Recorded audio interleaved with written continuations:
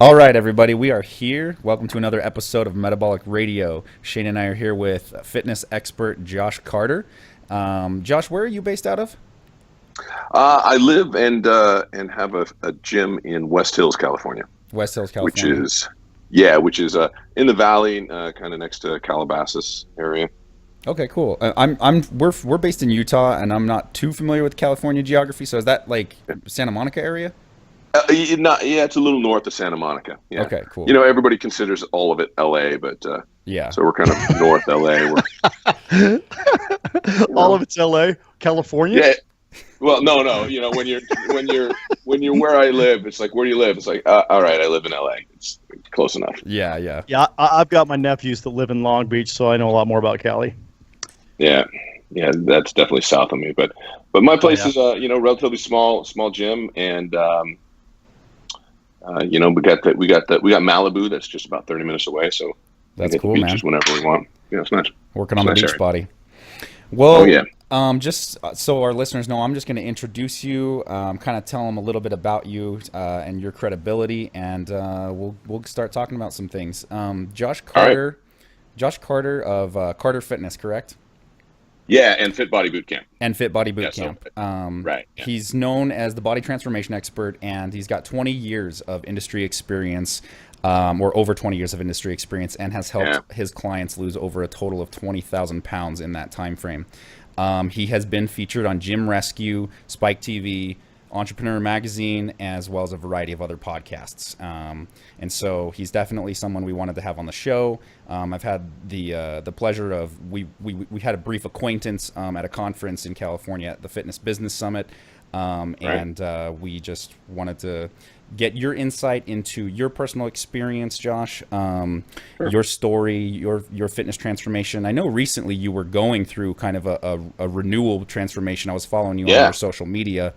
And but yeah, just get some information about you and what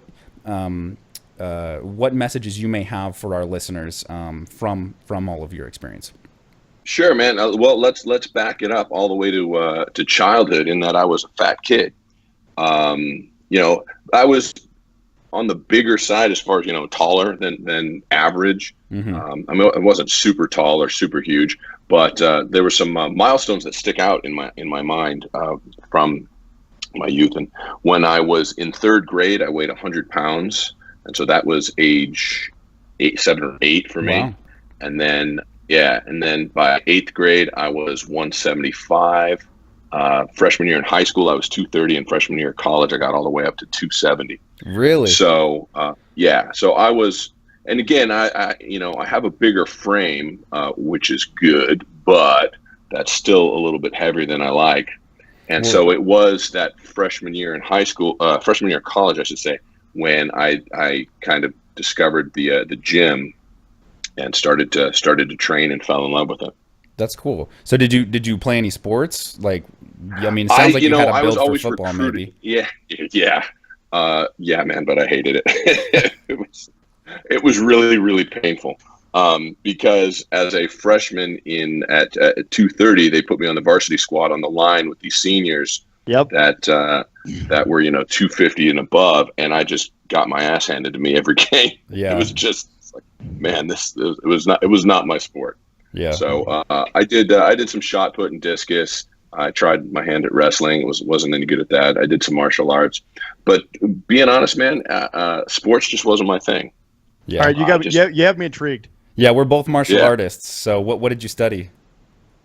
I did. Let's see. By college, it was Tong Soo Do. Okay. And I worked in that for a long time. Yeah, Tong Soo Do is what Chuck Norris did. Yeah, exactly. And prior to that, in my youth, I worked with my father, who was a black belt in Goju, and so I did that for a while as well. So Goju a little bit different. Yeah. Oh yeah. Okay. Sorry. Had to know. No that's. I have extreme intrigue in that stuff. Yeah. So that was always fun. I mean, it wasn't a passion, but I was pretty good at it and liked it, and it kept me busy. So I did that for a while. But I got to say, man, I really found my passion in lifting, not in sport per se, but I really liked working out. So that's kind of where I got into it. I went to school. I got a degree in economics from UCLA, and but it wasn't long into that I discovered I didn't really like that. Yeah. I was good at it, but I just didn't like it. So I wanted to make sure I graduated, and I did that. But in doing so, I got a job at a gym in Santa Monica, California, where I was because I was bigger and relatively muscular, and the gym owner, the manager, I should say, who hired me, really didn't know what he was doing. Hired me with no experience, with essentially no experience, and I became a personal trainer.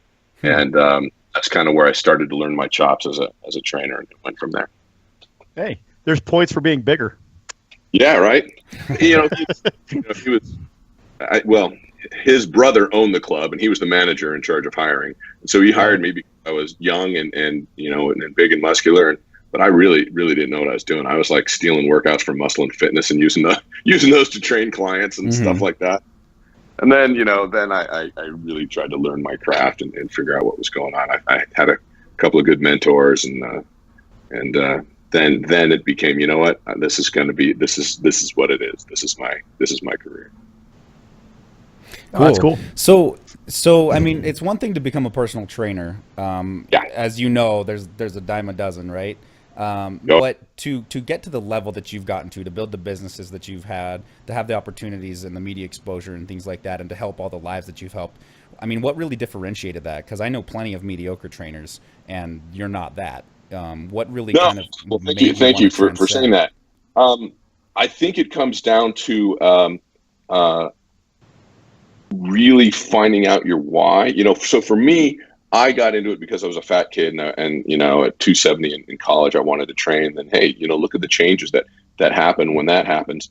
And then because I was bigger, people asked me pointers and stuff, and then I got hired as a personal trainer. And then it just became, helping people is really awesome. Yeah. Helping people change their lives is, not only helps them, but it's almost selfish in that I feel really good about myself when I'm able to help someone else.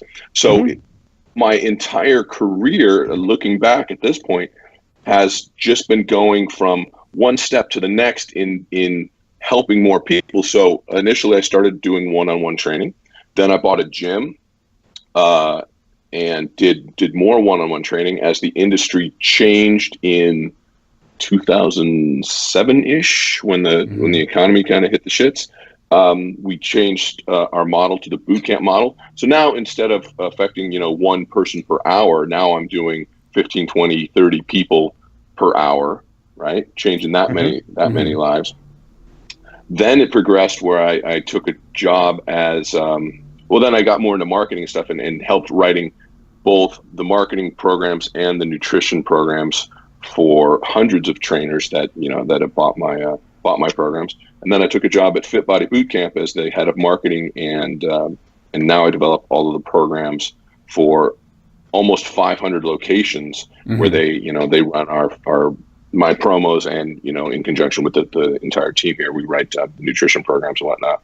So now it's been exponential from going from one-on-one. Now I'm helping almost 500 owners help their entire roster of people. So. And so that's just been a rather organic progression for me of doing that. And I've found certainly, it makes me feel good. The more people I can help, the better I feel about myself. So I think it really works pretty well. I think that having passion for almost anything makes you do a better job at it anyway. So I can understand why that kind of drive would push you, for sure. Yeah, I mean, I'm not saying I don't get tired and fatigued and all that other stuff, but I fucking love what I do, man. I love helping people. I love, like I said, I've gotten into the whole marketing thing and influencing people. And what's good about, sometimes marketing or sales or whatever can get a bad rap. But the good thing about our industry is we are literally helping people make good decisions. When you take care of your body, when you watch what you eat, you not only look better, but you feel better. And honest to God, you are just happier.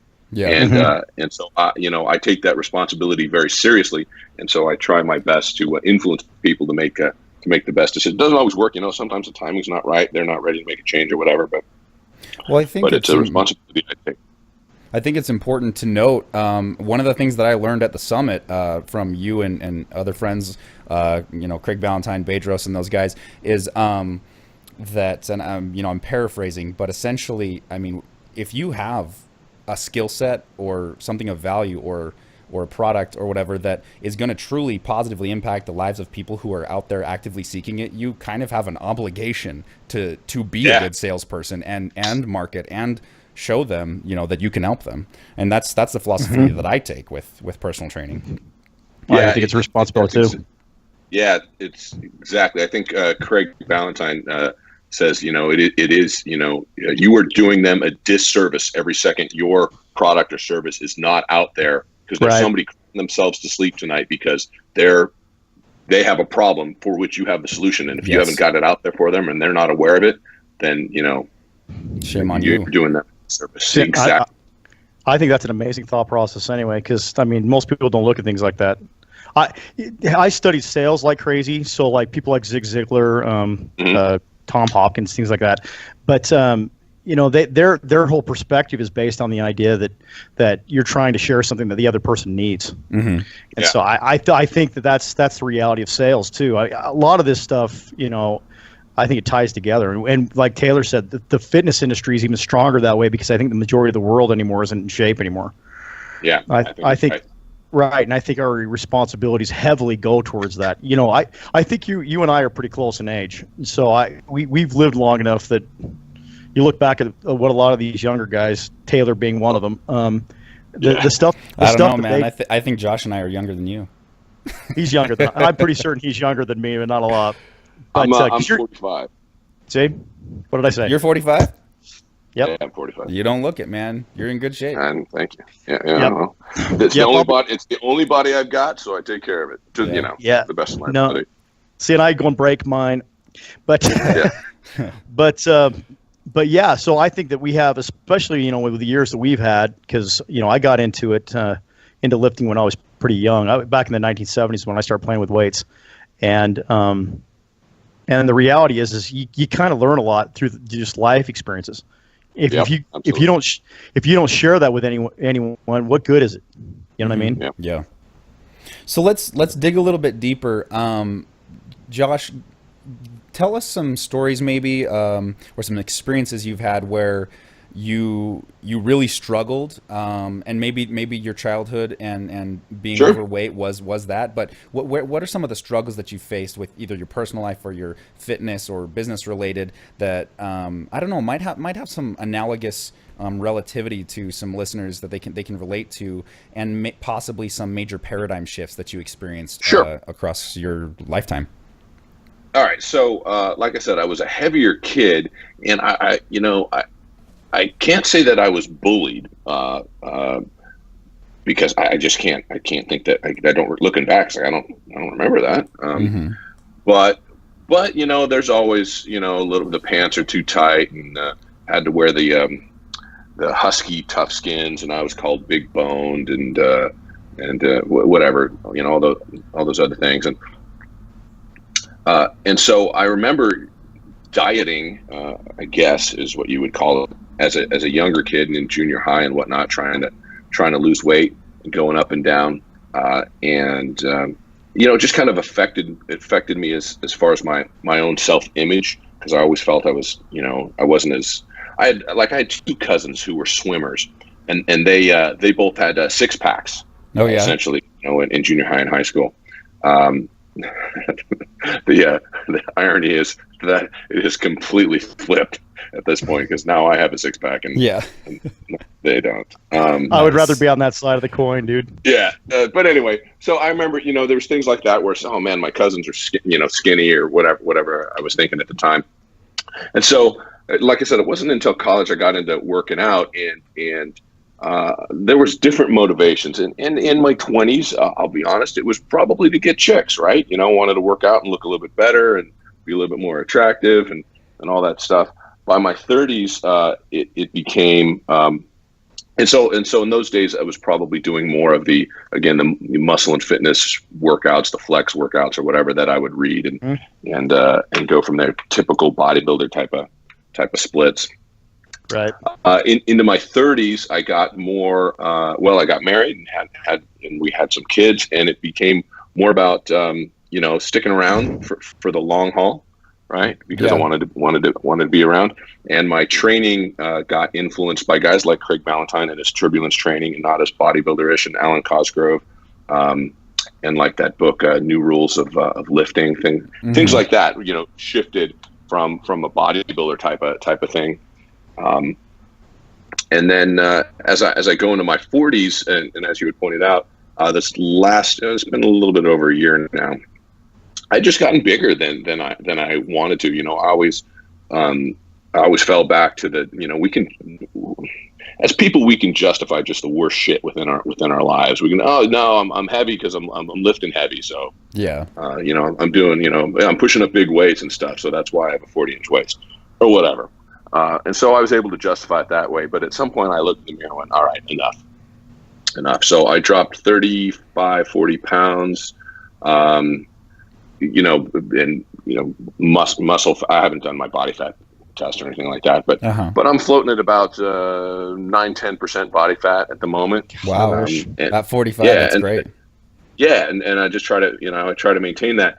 And so what I've been able to do just for myself is I don't have to track what I eat anymore. I did at the beginning. And I don't have to think about what I eat anymore. Given that, just the way I was, I don't say the way I was raised, but one of my things was just emotional eating. When I was happy, I would eat. When I was sad, I was eat. When I was bored, I was eat. Just whatever. I was always eating. And I don't have to do that anymore. Those tendencies might kind of kick in every once in a while, but I'm much better able to recognize them now. So I keep my diet relatively low carb, high protein, just kind of a lot of meat and veggies. I just don't have to think about it, and I'm still able to maintain. I do typical day for me will be some interval training in the morning, kind of first thing when I wake up, and then I lift 4 times a week on Monday, Tuesday, Thursday, Friday, where I do a heavier lift move. Mondays are deadlifts primarily. Tuesdays are some sort of horizontal pressing work, so some chest or bench, something like that. And then quad dominant stuff on Thursdays, so some sort of squat stuff. And Fridays is vertical pushing and pulling, so pull-ups and push press, shoulder press of some sort. And then each do a big strength move there, and then I move into some sort of WOD where I do some, interval metabolic training at the end. But still, I want to total. On a long day, it's 45 minutes long. So right, and it sounds like it's not even every day. Right? No, it's only 4 days a week that I lift. I try to do some sort of stuff 5-6 days a week. Okay. But that's maybe a total. Literally start to finish, 15-20 minutes. Yeah, right. Morning. Very brief. I like to get. I don't. I think I have to say that I do a lot more of now is mobility work, because at 45, shit don't work like it used to. Yeah. It's just, Yeah, I'm trying to get this guy to do mobility work because he's got so many self-inflicted injuries and he needs it. Yeah, 10 years ago, I was just like, hey, load up the bar, let's roll. And no longer. Now it's like, no, I'm going to do some foam rolling. I do some stuff on that blue ball Kelly Starrett has out and that banded stuff. So gotta mobilize prior to lifting. I suck hard at that, dude. Well, I hate it. Well, love, hate. I love it because I actually move better after I do that. But I hate it because it's not like, I don't know, like when you bench press or something, you stand up like, oh yeah, my chest is all pumped. But after you just rolled out, you're like, okay. Next. I don't look any better than I did a few minutes ago. Yeah. Right. You don't have the crazy pump or anything, so it's just like whatever. So I don't like it, but I do it. I have challenge round bad in my system, and so the younger guys in the gym will come in and start lifting, and I'm like, I can do more weight than that. Yeah. So I have to do that, and then the next thing you know, my shoulder's not happy with me, and then I'm like, now I can't lift for 3 or 4 months. Yeah, I do. I get in those cycles myself where it's like, oh, I'm hurting, so I better mobilize. So I mobilize for a few weeks, and I'm like, oh, I'm not hurting, so I don't need to do as much, and then I do something stupid and I get hurt. So yeah, I did those cycles as well. I just stay in the stupid zone, dude. I don't cycle out. I just stay there. Well, there's something to be said for consistency, I guess. Yeah. Absolutely. It's not good things, but yeah. Talking about consistency, you touched upon a lot of really good points that I think a lot of people that are listening could relate to. You had said that you struggled with your weight. Yep. You struggled as a kid. Emotional eating was something that was a part of that. I think there's a lot of people that suffer from emotional eating because of how much stress we deal with in life. And you're also, from what I know, super busy. You run multiple businesses. You contribute in many ways. I'm sure you travel. You run a family. Yep. Like how, you're a extremely fit person, 9 or 10% body fat at 45. That's a lot of, that age demographic is a lot of the people that are tuning in. What can you help them to see some of your perspectives and strategies and why you do what you do, and how do you keep it all together? Like, how are you so amazingly fit among all that stuff? All right. There's a few things that I can touch upon. One is, well, first of all, I was at, my 11-year-old son is in 5th grade, and he had his spring sing performance, which is, all the kids get together and sing a bunch of songs and stuff like that. So in an auditorium with all the other parents who are, relatively my age. And I was really struck. And every once in a while it hits me. Sometimes I guess I just don't notice. But it really struck me how many heavy people there were there. I mean, there were some big people. And I was like, wow. That's unfortunate, because at some point, that's going to be a real problem for some of these people. And so then it just kind of reinforces, I need to, it just makes me think I need to do a better job of what I do. I need to help more people. I need to get out there. But so you asked me, how I can help other people, why I made the shift or whatever. Yeah. Like how do you stick with that amongst all the life stresses? All right. Because that's one of the main obstacles that people that have is staying consistent amongst all the stress, amongst all the other factors in life. Take you through stuttering my way here. Take you through two different things. One is there's a progression that I use to help people achieve their goals. And the first phase is inspiration. Now, inspiration is external or extrinsic, meaning it comes from outside. So it's like when I look at, if I look at you and go, wow, he's in great shape, and if he can do it, then I can do it, right? So I try to help people discover what is their inspiration and, get inspired by something or someone, right? And then what I like to do is turn that inspiration into motivation. Now, people tend to use those terms interchangeably, which, I'm not going to be a grammar Nazi and freak out about it, but just to differentiate a little bit here, motivation is intrinsic, meaning it comes from the inside. So, and I've had clients come to me and say, "Oh, I need you to help me. I need you to motivate me." So, no, I can't do that. Your motivation, that's up to you. I can't want it for you. I mean, I can, but it's not going to do you any good. So, we try to. But what I can do is help amplify that motivation. So, once we determine what is your motivation, then we need to amplify it. And I can help that. And one of the ways to do that is to figure out what your why is. What is the big reason that you want to achieve whatever, whether it's a life goal or a weight loss goal or getting in shape or whatever, right? Because at some point you need that why and that motivation. But motivation will get you up on days 1 and 2 and 3 at 5:30 in the morning and get your ass to the gym. But that's not good enough. And that's why we need to transition that to dedication, because dedication is what gets you up on day 100. At 5:30 in the morning, those days when you don't want to, but the dedication means you do it anyway. Right? So I try to help people transition from one phase to the next, and it's that dedication phase is where I am right now. I'm dedicated. Barring catastrophe, I'm up in the morning and I'm getting my ass on the treadmill and doing some sprints or doing a few Tabatas or whatever it happens to be on that particular day. Yeah. Just because that is what I know. That is my routine. And to that end, the other thing I was going to talk about is one of my sayings is goals don't take days off. I have goals. True that. I like it. And they don't take days off. Now, that doesn't mean I don't take days off, because sometimes that's in the plan. It's like my body is beat up. I've been training, 4 or 5 days in a row. I'm sore. I'm tired. whatever it is. All right, this day is a down day, and that is part of the plan. Yes. So part of the plan is recovering. So, but that doesn't mean, and that could even include things like cheat days and stuff like that, and that's fine so long as it's part of the plan. And so, part of my thing is, like, when I do travel, I'll take pictures of, I'll do selfies in the gym. Sometimes people give me shit, dude, you always take selfies. What I'm showing people is that even though I'm in Vegas, I'm still doing it. Because nothing changes. Right. I still got goals. Yeah, right? While everyone's hungover in bed, you're hitting the weights. Yeah.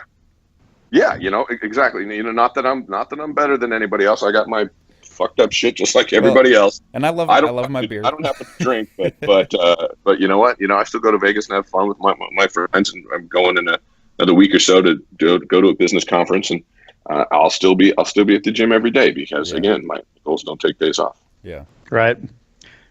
I admit that my goals pretty much control my life in a lot of ways. I get so focused on like I have a goal to hit 315 on bench.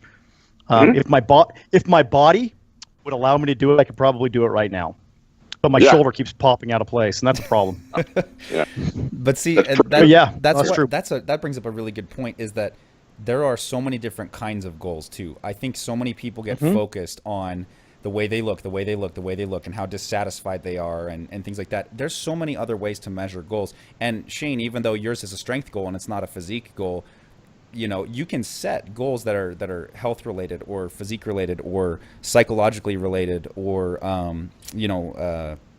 performance related. You know what? That brings up a good point, because that's one of the things I do tell my clients. They're all, I'm at a happy weight, so I want to do maintenance. And so, hey, maintenance is bullshit. Yeah. Let's come up with something else. Yeah. So let's create another goal, whether it's to run a Spartan race or bench 315 or deadlift a certain number or knock their run times down or do a 24-inch box jump instead of the 20-inch or whatever. Let's set something. You have to have your sights set on something, because like I said, maintenance is bullshit. I just think that is just a terrible way to approach anything. Yeah. So I think the people that have that kind of mindset are the kinds of people that think, I'm going to do this for a period of time, get to where I want, and then stop doing it because I accomplished it, rather than adopting it as part of their lifestyle. Mm-hmm. Yeah. And I got to say, my friend Bedros likes to say a lot that how you do anything is how you do everything. Yeah. So if you do have a goal, and if you're getting up every morning and hitting your boot camp or hitting the gym or whatever it is, you tend to attack other things in your life with the same level of passion and dedication. Yeah, so that when you do dedicate yourself to getting in shape, well, now you're going to pay more attention to your relationships, and you're going to be a little bit better at doing your job at work, and just it all spills over. So when you dedicate yourself in one area, it can, if you do it right, spill over and positively affect other areas of your life. Yeah, well, absolutely.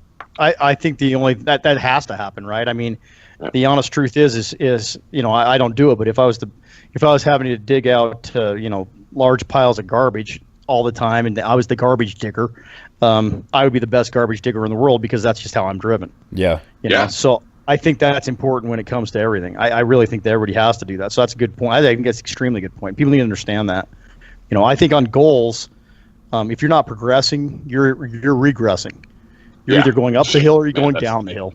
Yeah, so exactly. Maintenance can't be real because of that. There's no way to do it. Well put. So, Josh, if we didn't talk about it already, what is probably like the hardest thing that you've gone through, and how did you overcome that, or was that what we talked about, and that you use that step system of inspiration, motivation, dedication?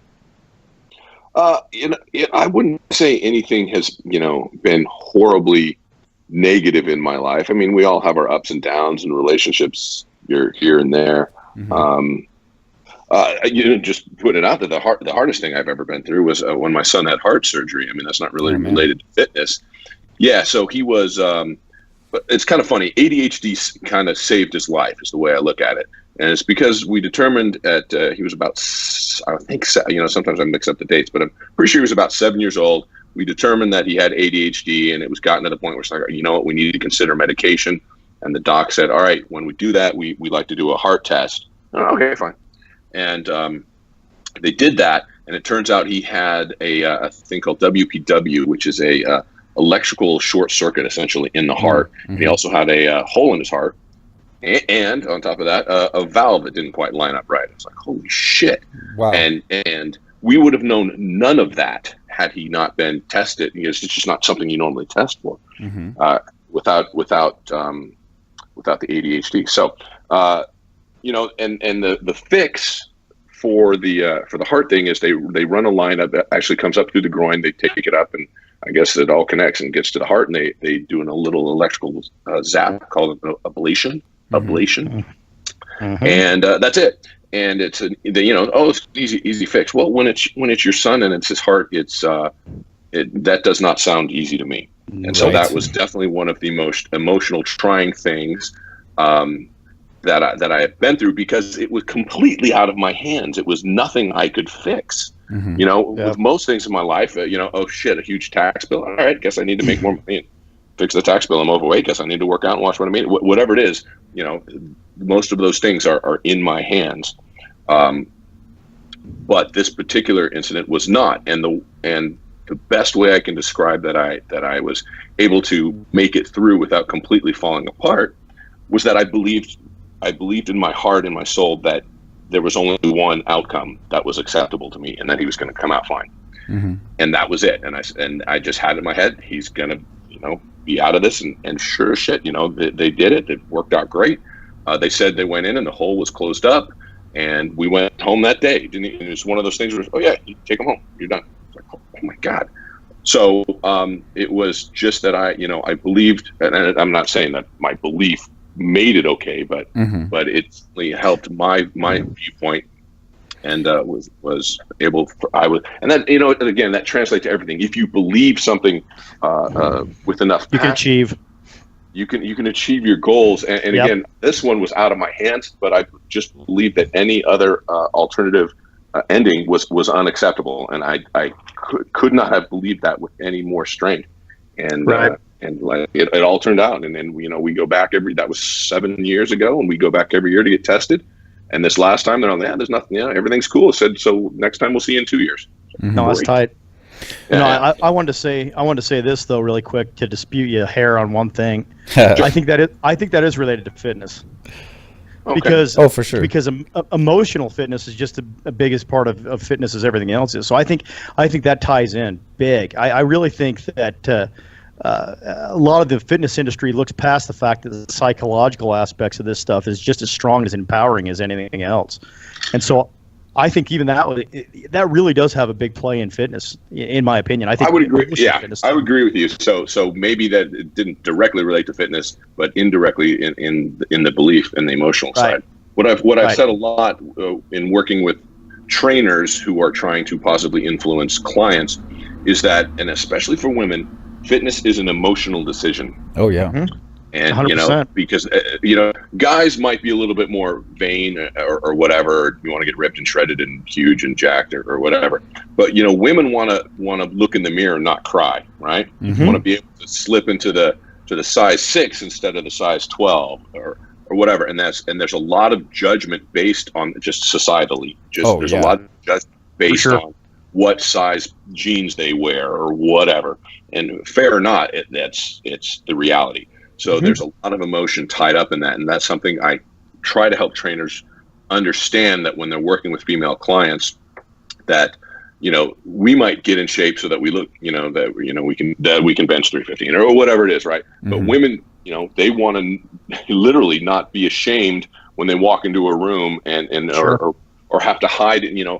We see it a lot in Facebook pictures where the women will put their kids in front of them and duck down behind them so that they don't have to show their bodies in photos. And they'll avoid the scale, and they cringe when they pass a mirror, and it's emotionally draining. And so that's one of the things that I work with trainers and certainly myself in trying to help women have a better self-image and understand that this is not what we sell is not workouts and not nutrition. It's a happier life. Mm-hmm. It's a whole it's a whole person thing, right? I mean, it's exactly. Like I said, that's why I said that fitness is a whole you take the whole person, and that's where you're fit or you're not fit. I mean, if you have weaknesses psychologically, it's because that is a psychological thing. Then it's going to play out on your body. And so when you're looking at it even from a physical appearance thing, I just think it ties together really strongly. And I think as you put it, I think it's kind of the responsibility, though it's kind of out of the scope of practice a little bit, to make it so that people understand that when you're working with them. Yeah. That brings up a really good way to transition to something that I did want to talk about, which is, so you just now mentioned some things about how society portrays women and how that definitely has, and men, but it has a huge impact on how women perceive themselves, their behaviors, their psychological health, and all these life experiences and life situations. What aspects of the fitness industry or society in general do you love, and which do you really want to change, or maybe you have hatred type of feelings towards certain things? Well, there's always the bullshit advertising that we see. I do a lot of advertising on Facebook, and I pull my hair out trying to figure out how to please those guys, because sometimes they'll make the most arbitrary decisions on why an ad gets approved or disapproved. And I saw one just the other day that got approved, not from me. It was from a particular product, and it literally said you can lose 2 pounds a day. And I was like, you are kidding me. And they approved it. And they approved it. Wow. So not only are these jackasses making this claim, somehow it slipped through. So I was mad for two reasons. One, it got approved, and if I just happen to mention, hey, do you want to get in shape now? Oh no, you can't. You're calling them out. Okay, fuck you. Wow. But just the fact is it that bad? Is it that bad on Facebook? Really? Brother. Facebook, they are really, really touchy when it comes to fitness ads. I mean, you can't say.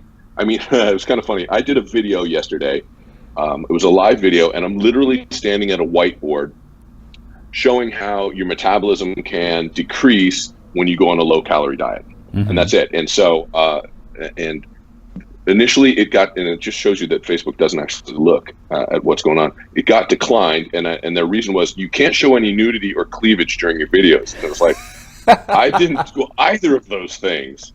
And so I wrote them back and said, "Hey, your chest is too big, bro." I was gonna say, I said I didn't even do a crab pose or anything.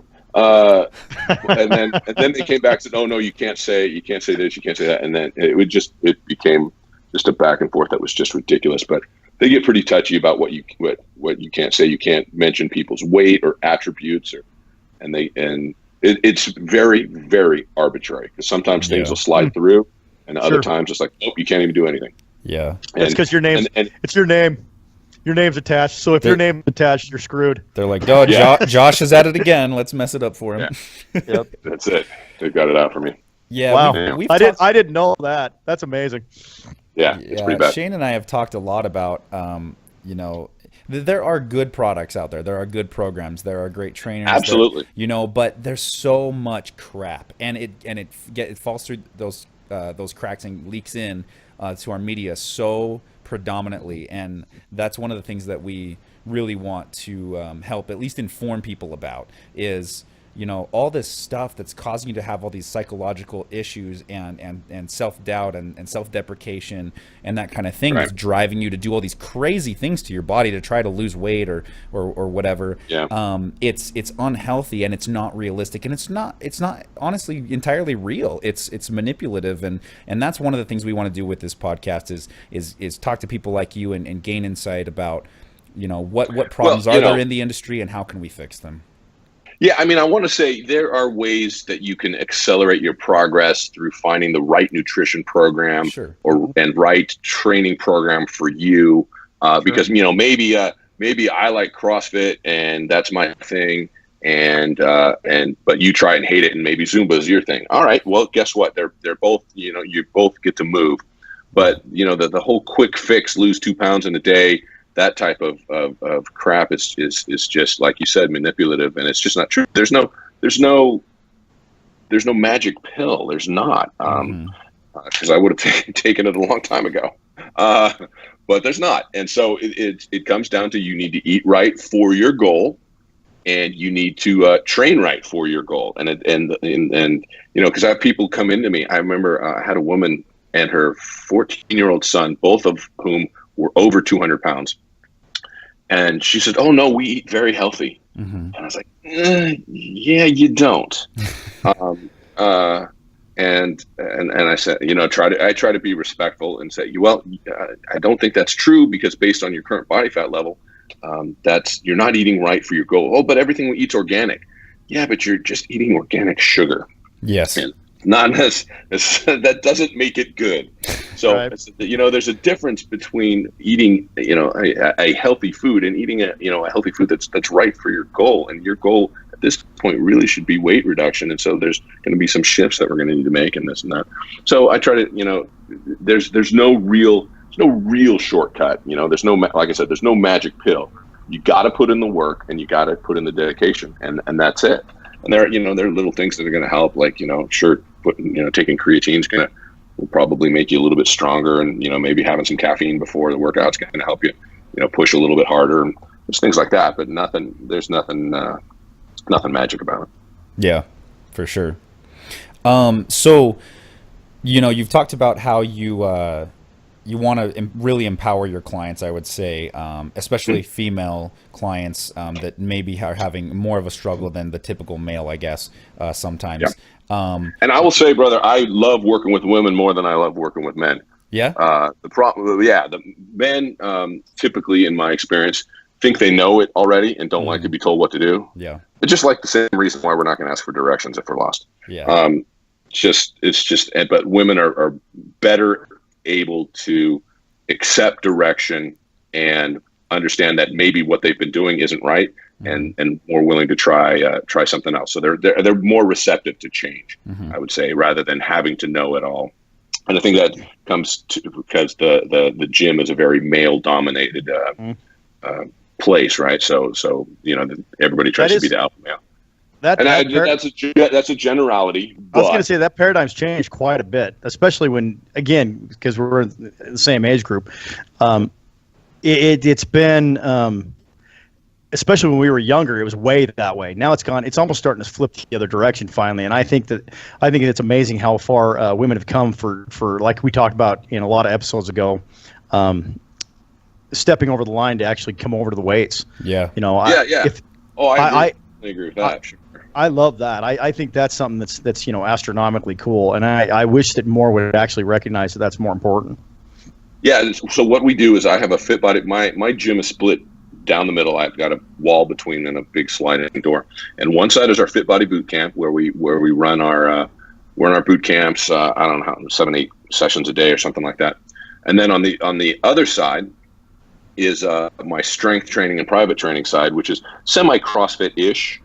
But we do, a lot of barbell work and kettlebells and stuff like that. And so what we try to do is the ones who I see are really accelerating in our boot camp, I try to, hey, why don't we kick it up a notch and bring you over to we call it the dark side. Come on over to the dark side. I love that. So, nice. I love that. Let's see how you do over here. And they tend to love it. And I certainly do. I like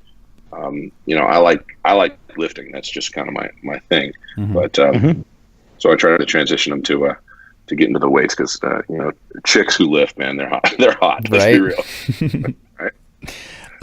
So what would you say is your mission or your purpose or the overall goal and contribution that you're striving for through your business or through how you're coaching? Through everything I do, it is literally to affect more lives positively. And so, like I touched on earlier, each progression of my career, and it's been organic. It certainly hasn't been a plan. It's just kind of been organic from one step to the next, from doing one-on-one training to doing group training to writing programs that I sell on the internet to writing programs that I now give to the 500 Fit Body owners. It's just been kind of an exponential thing of helping more and more people, and that's kind of where I see myself progressing as I go forward. Is just finding more ways to reach more people by doing things like this, like podcasts, because now my message will get out to even more people. Yeah, right. Yeah, on this podcast, you're going to be talking to people in over 200 countries right now, actually. Whoa. Yeah. We were surprised at how many listeners we have. And we've just been doing this part-time for like a little over a year now. Yep, so. April. But that's the goal. I was going to say, I know a little bit more about your history just because, we talked a little bit before this, but you and I did, well, we all did in that little moment. But when I was listening to the podcasts that I've heard, since I'm an avid listener, since I drive a lot, your history is kind of long on how you kind of went from selling supplements all the way up. You know what? I totally forgot. I owned a supplement company for a while. Yeah. I totally forgot about that. Yeah, and I think as you said, it's been an interesting change just because you went from doing that, sold that off, jumped over and bought the gym, and then you went into your own personal studio because you felt more like it was your way. I just think you've got to, like I said, your history I think is intriguing. I really like your history. It's definitely kept me on my toes. Yeah. Wow, that's funny about the supplement company. I totally forgot about that. So the way that happened was Pro Hormones had just started to be sold, and I was able to get a hold of some, and I was geeky enough to throw together a little a website and sold them. And then Mark McGuire came out and said he was using androstenedione, I think it was at the time. Yep. And I was one of like 3 guys on the internet who had it at the time. And so I made a killing initially, and so I started a bigger supplement store online, and that went pretty well. But at some point, and I was still doing the personal training, but at some point I needed to either take it to the next level, like because bodybuilding.com was just taking off. Right. And I was like, all right, I either need to step it up and do that, or go the gym route. And what I found was, for me personally, I didn't enjoy the supplement thing as much as I enjoyed working with people and changing their lives that way. And, having people nickel and dime you, oh, well, this place sells it for 50 cents less, so can you match the price? It's like, you know what? I don't need that hassle. I'll let bodybuilding.com deal with that, and I'll do my thing over here. Yeah, for sure. And we have some opinions about the effectiveness of certain supplements, and we definitely advocate some, and we definitely try to clarify that for our listeners. But what we always refer to supplementation is it's a tool, and it gives you an edge. But what you need to focus on is those cornerstone things, and whether it's mindset or exercise or nutrition. You gotta bake that cake before you put the icing on. Yeah, exactly right. Yeah. So if you're not taking care of your nutrition, then supplements are useless. Yeah. They're short-lived. I mean, when you start even talking Pro Hormones, not that you were bringing up what they do, but Pro Hormones, if you use it for a certain period of time, they can mess up your whole endocrine system. Endocrine system, your hormones, you do all that kind of stuff. If you don't know what you're doing with that kind of stuff and you start playing with them, you can mess up a lot of things in your life. But is it effective? It is for the time. It just goes away, and next thing you know, you're sitting there. I recommend anybody messing with hormones, see a doctor, man. Talk to a hormone. Then they're out there, man. Hormone specialists and anti-aging guys and stuff, and get your blood. I get my blood work done every 3 months, just because as I'm getting older. Like I said, shit don't work like it used to. I get tested every 3 months, and so that definitely helps. Yeah, I feel that very, very, very much. Since like I said, I'm pushing 49 right now, so I feel all of it. Well, so Josh, I want to do something that's kind of similar. I believe you've met Lewis Howes. He at the end of his podcast, and this is something we actually haven't done before, but at the end of the podcast, he asks his 3 truths question. So just imagine, I'm just going to kind of steal that from him. Just imagine that everything you've ever done, all the stuff that you've created is gone. What are the 3 best pieces of advice that you can give our listeners to positively impact their life that you've learned over the course of your life? I don't know if I got 3. Or one word. Hard. All right. And for me, it boils down to belief, and it's, if you believe it, then you can make it real. It's Henry Ford, I want to say, and I might mess up the quote, but it said, whether you think you can or you think you can't, you're right. Yeah. Yep. And that's kind of what it comes down to. So I had to kick a woman out of my boot camp the other day. I did it politely, but who just kept saying, no, these workouts won't work, and this menu won't work, and this isn't working, and no, I'm not losing any weight. It's like, but you haven't even tried. You've got it in your head that it's not going to. You came in thinking this wasn't going to work, and you're right. And that is so true. So when you believe that you can, then everything changes. I have a thing that I use in a lot of my presentations called called a results pyramid. And at the bottom, I put belief, because once you believe something, then your experience will change. And when your experience will change, the actions that you decide to take will change. And when your actions change, your results change. And but it all boils down to the belief that you can achieve whatever it is you want to achieve. And but then you need to translate that into, to action and results and all that other stuff. Yeah. But, believing is the first step. And so that's what I want, that's probably the best advice I could give anybody is I need you to believe that you can. And beyond that, you need to believe that you're worth it. You need to believe that you are worth the effort, because a lot of people, I just see so many, I do a lot of polls where I ask, people, what they think about this or that. And what I see is a lot of pain. And they're in a lot of pain. Women saying that, my husband won't look at me, and I'm the fat mom, and I'm disgusted with myself, and all this other stuff, right? And what I get out of that is that there's a lot of pain. These women just don't think they're worth the effort.